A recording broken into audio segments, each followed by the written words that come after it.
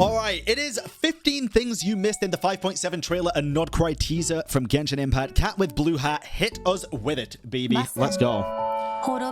Doomsday, a fitting name indeed. This could be referring to the Cataclysm of 500 years ago. I'm going to turn the volume down so you can hear me speak clearly. They're coming! Run! Help! Endless pain, a terrible curse. This is most likely referring to the curse of immortality that Camrions suffer from. True. I told you we shouldn't have trusted these outsiders. This could be referring to the twins when they first arrived in Camrion. Ooh. Ooh, true. I didn't even think about that. Not for outsiders. I was thinking more Skirk and stuff. But maybe. And the birth of a savior. Since the Abyss sibling was supposed to save Camrion, this savior could be them. True. True. All of these voice lines seem to be from a memory of 500 years ago. Maybe it's the Abyss twins' memory, or perhaps the new NPC we meet in the Archon quest. Bro, I deadass, I think this is Dane's sibling. Not Vetavolnir. I think this is Dane's sibling or old companion. I remember how much she too loved these flowers. Crazy. Without the English voiceover, it's difficult to say from where or whose voice lines they are. Yeah, which fucking sucks, right? Bring them back! The new NPC also seems to have a unique model, which we haven't seen before. True. Yeah, she looks awesome, dude. Actually awesome. She doesn't use the model of a small girl and neither of a tall woman, but something in between. A medium girl. At first, it might seem like she's an alternate form of Lumine based on the flowers in her hair. I do not think that is the case. I don't think. But if the quest uses the same model for Lumine players, then it won't be the case. Since Lumine players will need an equivalent male NPC to represent Ether. Oh, true. True. Unless they just use the same NPC, dude. That'd be so funny. Based on her eyes, she also seems to be from Camrion, which is the most likely possibility. Yeah, 100%. But seeing the lengths Dainsleif had to go through to keep himself sane until now, it's highly suspicious that she appears so normal. It is kind of weird. She could also be like a... I mean, this could be 500 years in the past as well, weirdly. Like, it could be... If the Lumine that we are currently seeing, or the twin that we are currently seeing, is 500 years in the past or future, I guess, at this point. Probably future. I don't know. The timelines are so freaking messed up in this game, dude, that it's like... The way that it was all put across in the 5.7 trailer seemed like we were 500 years apart. Like, when the Sustainer cubed us and pokeballed us down to Teyvat, that she split us and our twin 5 years apart in different timelines. Hence Lumine also coming to us through the portal and saying that she'd already been through this journey once, and now we need to go through it to understand everything. Now she's got the Loom of Fate, and in this quest it looks like we might meet up again, which in my opinion might mean that because the Loom of Fate is ready, it can pull the threads of fate together again and merge the timelines. I think that is the most likely possibility of what is going to happen. Of course, we could get thrown asunder, and that could be nothing to do with it. But I think that's the most likely possibility. How did she survive for so long, assuming she's a pureblood? Or is she a descendant of Camrion, similar to Kaya? That is also pretty true. Another possibility could be that she's an abyss being in disguise, like Enjo or Caterpillar. Oh my god. What if it's just Enjo? The Loom of Fate finally finished its work. We've seen what the Loom of Fate was capable of in Bedtime Story. Yes, indeed we did. At the time, the Abyss Twin used it to change Dane's memories and obtain the Field Tiller's core. Straight from the asshole, dude. Straight out of the ass. Fisted all the way in there, grabbed, twisted, pulled. I bet it made a popping sound. Minsleaf would have heard it from 10,000 miles away, dude. And before that, the twin attempted to cure Hilichurls of their curse in the chasm. So what if this new NPC is one such cured Hilichurl due to the completed Loom of Fate? That would be cool, but I don't think that'd be the case. I really do think this is some relation to Dane from the Teyvat chapter storyline preview. I do. Oh my god, they're holding hands. Don't post this to Twitter. It is also interesting that whenever the Abyss sibling is visible to the Traveler... Oh, are they also... The NPC is always facing the other direction as if she can't see the Abyss twin. Or for a different reason, but that is interesting nonetheless. In all of the Abyss Twin scenes, we also see the Sustainer's red cubes. Right, dude? Oh my god, I noticed this, and it's like... I actually went into Dawit's live stream yesterday, guys. You know Dawit, the lore master as well. And I was talking about this to him. He didn't know we actually watched his theories on stream, so I told him how much y'all like him. He's great. He's goated. I called him a sussy sustainer simp. But yeah, that is very interesting. This looks exactly like the Cataclysm scene witnessed by the Abyss twin in that teaser. Yeah, it does. God, I really... Could you imagine, dude, we actually go 500 years in the past and get to witness the Cataclysm? Oh, bro, how peak would that be? Oh my god, I think I would have... I would... Yeah, no. Dude, oh, that'd be so peak, dude. That'd be so fucking peak. We've seen it before in Nahida's memory of Ruka Devada from 500 years ago. Would it be the first time we've gone into someone else's memories to... In fact, would it be the first time we've gone into our Abyss Twins' memories to witness something from the past either, right? Remember that? We've seen it before in Nahida's memory, yeah. So there's a chance we'll witness the Abyss Twins' memory again instead of directly meeting them. Okay, just steal everything that I'm saying, why don't you? Christ. I did not pre-watch, just a heads up. I've heard of the Abyss Order, but this is the first time I've known them to take organized action on such a large scale. This sounds like something a Natlan person would say. Wait, does it? Probably, to be fair. That just sounds so funny to me. Why? This sounds so Natlanian. It's like they're preparing to go to war against our entire nation. I guess we are also in Natlan, and it does say our entire nation. So yeah, that does make sense. What is the Abyss Order doing in Natlan after so long? Are they there to test the completed Loom of Fate in Natlan? More than likely. We know that the Loom of Fate is capable of weaving new ley lines into the planet. And since Natlan recently gained immortal ley lines or the Night Kingdom, bro, true, Capitano the Go, oh my goodness, dude, he's coming back. Perhaps the Abyss Order can fully activate Loom of Fate before the Heavenly Principles awaken. Oh my god, yeah, and they should pull Capitano's thread and then pull our thread and merge them together so we can be inside without worrying about destroying Natlan's ley lines or the Night Kingdom. Don't put that to Twitter. The spaceship, the one that brought you to Teyvat. I have a deadass question for y'all, including YouTube comments. Do y'all think this is referencing the Traveler or Skirk? Skirk, both Skirk, Traveler, Skirk, Traveler, Skirk, Traveler, Skirk. 50-50, man. Yeah, this interests me to no end, dude. I saw some people saying that if this is the Travelers, then Hoyoverse are retconning the story, which I actually disagree with. I think it's Skirks, just as a heads up, but it could quite as easily be the Travelers. The thing is, it's like star-shaped, right? The thing that I have like a problem with it is it looks like the center is made of light, right? Like a light element or something. Not necessarily Skirk's abyssal shit. More so what you would imagine the light element to actually look like when all the elements are combined. There is a very large possibility that this is the Travelers and that the spaceship that brought us to Teyvat is still beyond the sky. It's still beyond the firmament. Because it could have dropped us off to fight the Sustainer and then she could have yoinked us down and split us into different timelines, right? It's a very big possibility that the ship is still out there. We'll have to wait and see for that one. The way Paimon's saying it makes it sound like it would be the Travelers. So I'm more inclined to hope that it's the Travelers. At first, you know, the more I'm convincing myself it's the Travelers. Fuck it, I changed my mind, guys. I think it's the Travelers. I think it's the Travelers. It says sleep pod in Japanese. Yeah, I reckon it could be both. I mean, it's pretty much the same thing. It's like a space traversal device. We'll see pretty soon, though. A week and a half, right? Assuming this line is for the Traveler, we've only seen the twins as shooting stars before. Yeah. But it's interesting to see that this tiny object could be the original spaceship or a part of it. Yeah, probably just part of it, unless they somehow go smaller like Ant-Man. Maybe the Abyss... Bro, if we were Ant-Man, could we go in No. Maybe the Abyss Twins save some of their memories in this object for the Traveler to discover.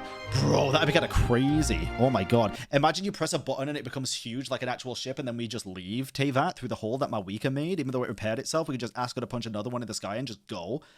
Bro. I'd be kind of down for that, to be honest. Something has been leeching power from this world like a parasite steals nutrients from a host. This could also be from Skirk's quest and might refer to her own otherworldly origins. Yeah, more than likely. I think that is probably the case. Ignore her existence for too long and there will come a day where you can no longer hear her voice. Now, this might be a stretch here, and if you'll have seen my recent tweets, you'll know that I am so into stretching. I think her here, I know this is Alice talking, I think her here is N, the voice that we heard, the Hex and Circle mage, Nicole N, that we heard at the end of Fontaine, and also in, I want to say, Simulant Bottle, in one of the summer events, I think. Because that's a voice that we continuously hear, and she tells us not to like trust what we see and stuff. I do think that'll be the case. I don't know why ignoring her existence for too long would make it so that there would come a day when you can no longer hear her. But I do think it is Nicole, for sure. This could be referring to the small ghost-like being that we see throughout the trailer. This could be an like fragmentation of Nicole, especially because in the Nod-Krai teaser at the end, I think she is speaking at the end of that teaser, and it does show this like bunny-looking Seelie. It could be something like that, possibly. It could be the new NPC we meet who turns into this, or maybe someone else entirely. That could be more likely, but holy fucking pet, dude, crazy. Yeah, I do think it's talking about Nicole though in terms of the voice. The monsters, they're right here! This could be a memory of the new NPC recalling the Cataclysm. True. Part of your soul is damaged and the wounds bear traces of abyssal corrosion. Since you haven't studied the art of using abyssal power, I'll have to do the investigating for you. Seems like the abyss have damaged the traveler's soul to some extent. Since Skirk is well versed in the abyss, maybe she'll help us cure it or perhaps endure it. Bro, can you imagine if, and this is clearly not going to be the case if they manage to cure it in this patch, but can you imagine if somehow the reason why we can't use all of the elements and we have to go regain it is because the abyssal energy on our soul is what's actually like darkening the light in ourselves, and every time we activate a statue with the 7 it cleanses part of the abyssal energy on our soul. I feel like I might be cocking. Just don't tell Twitter.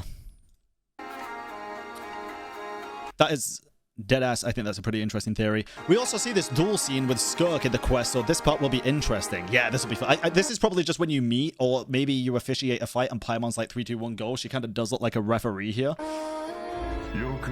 Good, Skirk. Once again, you survived. This seems like a memory from when Skirk trained with Certology in the past. Maybe a memory? I don't necessarily think a memory, though. I think this probably does happen recently. How did you get the power of the All-Devouring Narwhal? All of Skirk's abilities do seem to copy the Narwhal's space-shattering powers.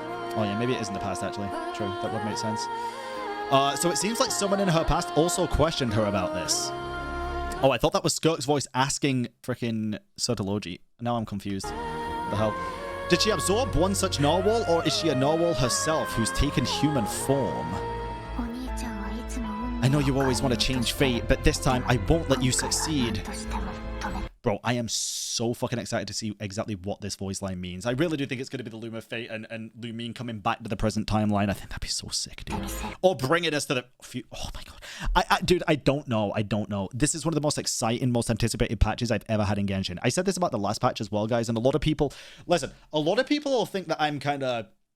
I had a habit in the past of saying, this is peak, this is peak, this is peak, right? But I think everybody can agree. I think even like people who typically hate on Genshin probably would think that this patch is one of the most goated looking story patches we've ever had in the game. I deadass do think. And to be honest, I think the last patch that we had, the Mondstadt one, I think I was right to say that that was peak as well. I think that was one of the best stories we've had in Genshin to this day. I think they're really locking in and cooking with the stories, and these stories have been better than the Natlan Ore Conquest, and I loved the Natlan Ore Conquest. I thought it was very, very good. It's in my top 2. I thought it was great, dude.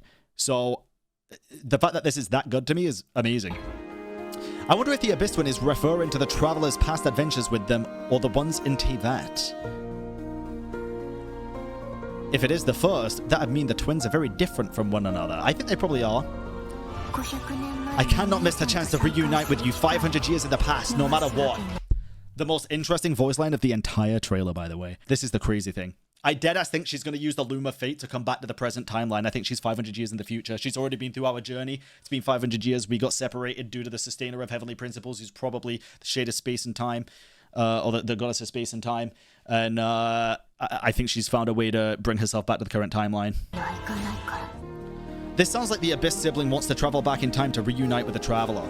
Yep. Frickin' does. Can they do it with the Loom of Fate, which can weave ley lines? Bro, he's copying... I'm kidding. Or does the Abyss sibling have greater plans to control the time in Teyvat itself to go back? Nah, I think it would be the Loom of Fate.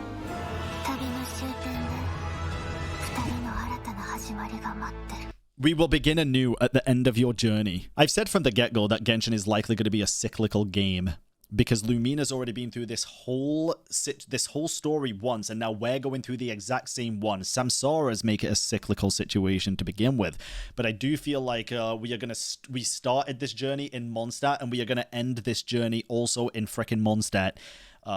So it's gonna be cyclical in that nature more than likely. But this, we will begin anew at the end of your journey. I take this as at the end of this journey, Lumina is gonna stop us from changing fate, and we are actually going to end up fixing the problems of Teyvat.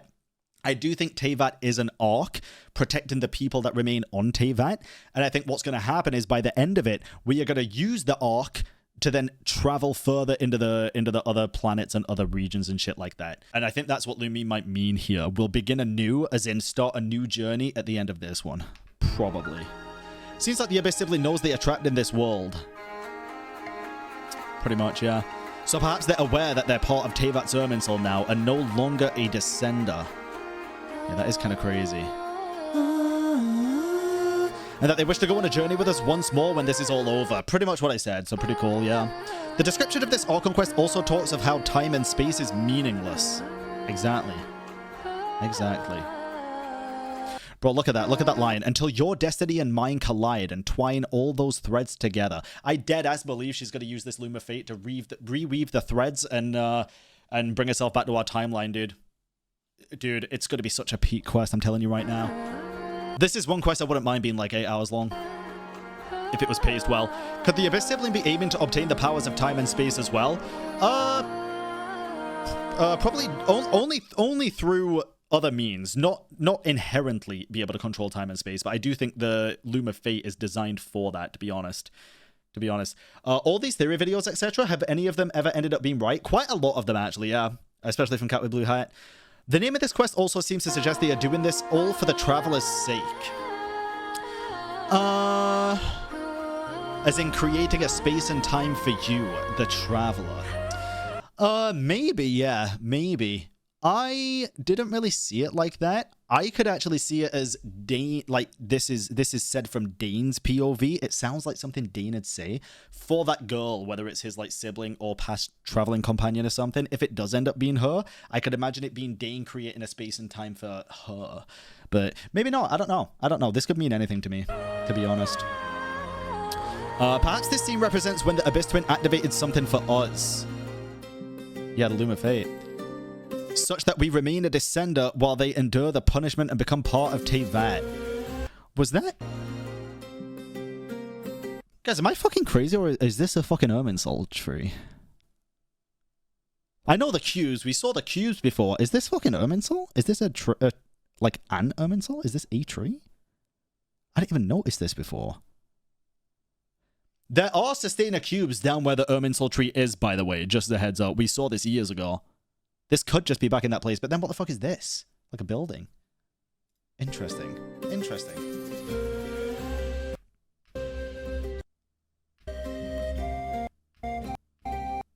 Yeah, I can't really see much there, to be fair. Can't really see it. It might just be a normal tree. Definitely could be. We finally get an in-game look at Nod-Krai near the end. Yes, we do, baby. This could be where the Nasha town of Nod-Krai exists. I'm not gonna cap, dude. It looks like Fontaine to me a little bit. This kind of looks like an observatory, though. No, kind of cool. Sorry, I just get the vibes of Fontaine from this looking like one of the aqueducts and stuff. You also thought that, yeah. It's interesting how there's crescent moon-shaped particles in this environment. Oh, it's so pretty, though, dude. It's so pretty. We get another look at the Wild Hunt's monsters, although not in-game ones. Yeah, I think in 4.8's live stream, we're going to get a closer look at all this stuff, hopefully. Or maybe another YouTube video for like a behind-the-scenes. That'd be kind of cool as well. I'd be down for that. The abyssal growth on their bodies remind me of the one we saw in the trailer before. Yeah, actually, to be fair, in the chasm, right? Since these are the Frost Moon Scions we see, this area could be the Hisi Island. Dude, the Scions look beautiful. Absolutely beautiful. Such a... Bro, she has horns, too. I just noticed that. She has horns. Sick, dude. This person has a bit more unique design and could be a playable character. Wait, that one? The fuck? What about the horny girl? But also true, maybe. Actually, wait a minute. This guy, they won't make him playable. He's a man. We only get like one of those a year now. But the girl, probably. We see the light for the Lightkeepers repelling Abyss in this scene. So cool. All of them are holding a lantern containing a special light. So sick, dude. The guy in the middle also has a different design as well. Or woman, sorry. This woman at the front is a bit more unique than others and could be playable in the future. Why did This could be a guy or a girl, to be fair, from the silhouette. The hair looks so cool, though. It's kind of black and white, so I can't tell, but I think it's grey hair.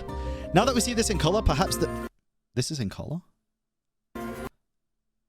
Oh, the light is, yeah. Now that we see this in color, perhaps the Black Watchtower Zhishong referred to was this lighthouse. Probably. She also talked about the Golden City in the same dialogue, which is theorized to be close to Nod-Krai. I thought the lighthouse was in the Golden City, where the Lightkeepers are. Oh, no, they were from the Golden City, right? They were from the Golden City, I think. Now that we see the Snowland Fae, which are theorized to be the descendants of the creations of the first angel. Absolutely goated character, by the way. And people were losing their minds on Twitter again about this, by the way. More drama, which shouldn't really be drama, and might honestly not really be drama, but I'm going to call it drama because people are going fucking crazy over it and just going insanely disrespectful for some reason. A lot of people think this looks like a guy character. A lot of people think it's a girl character. I'm gonna be honest, they look cool as fuck. I do not give a shit if they're a guy or a girl. But people were like, yeah, the jawline speaks for itself. And it's like, does it? Does it though? The shadow doesn't necessarily mean jawline. Anyway, I think this character looks sick as fuck. Either way, it doesn't really matter what gender they are. Not to me.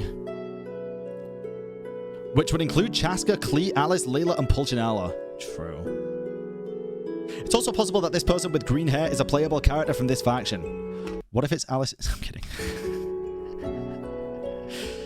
We also get to see previously teased Fatui enemies in more detail. Bro, so sick. The three look much more powerful than any other Fatui soldiers we've seen so far. Yeah, they kind of remind me of like the Cambrian Knights that we got in like the Chasm and Enconomia and stuff, but Fatui versions. They look just like more badass versions of existing enemies. Very, very cool. And we finally see Dottore and Nod-Krai, who's near the big machine. Please be playable. Please be playable. Please be playable. Please be playable. Please be the first Hydro Claymore like I theorized back in Sumeru. I swear to God. While the Fatui look to the stars above, trying in vain to seize the false firmament. You might be confused here because we haven't heard this in so long, but that is an English voice actor. The narrator seems to say that the Fatui are trying to claim the false sky of Teyvat. However, she talks as if all the Fatui's efforts will be useless in the end. I mean, probably. We also get a first full look from the back at Varka, the Grandmaster of Knights of Favonius. Nice try, that is Aventurine from hit game Honkai Star Rail. I was going to say Impact 3rd. His design and color scheme remind me of Aventurine from... However, from his dialogue with Venti in Paralogism Quest, his personality is quite different. I pray he has a beard, dude. Just so I can go back to that tweet where I said he looks twinky, and even if he does look like a bearded twink, that one guy that was like, keep your beard fetishes in Europe, I can just be like, fucking got you. So funny, dude. Jesus Christ. This is undoubtedly Alice's design, who's the head of the Hexen Circle and Klee's mother. Which, can I just say, people were really, really shocked and disappointed that Alice looked like this, but the fuck did they expect, bruh? What did you think she was gonna look like? Brother, Klee, in the freaking Bottle Land event, where they were literally doing a play where she played the role of Alice, had this outfit, basically.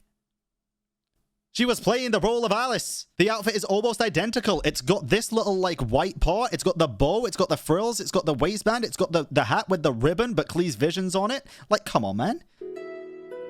Crazy, dude. It's also no coincidence that her outfit looks very similar to Klee's Blossoming Starlight. Okay, I pre-watched.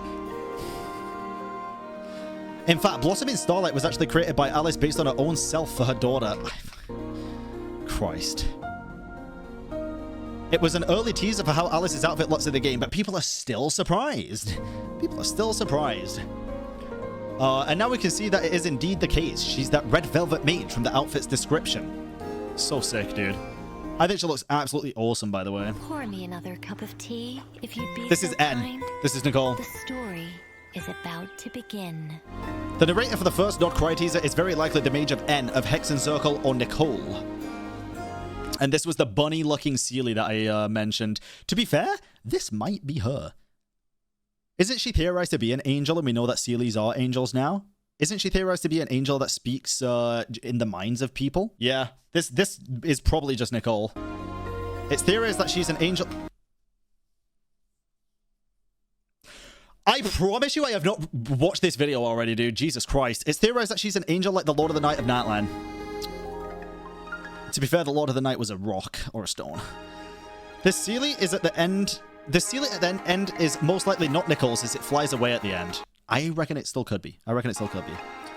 Or Nicole's a rock. I'm a rock!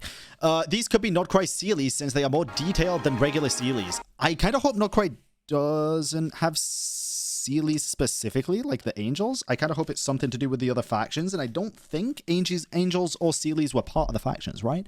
I kind of hope it's something different, but maybe. We'll see. Definitely could be.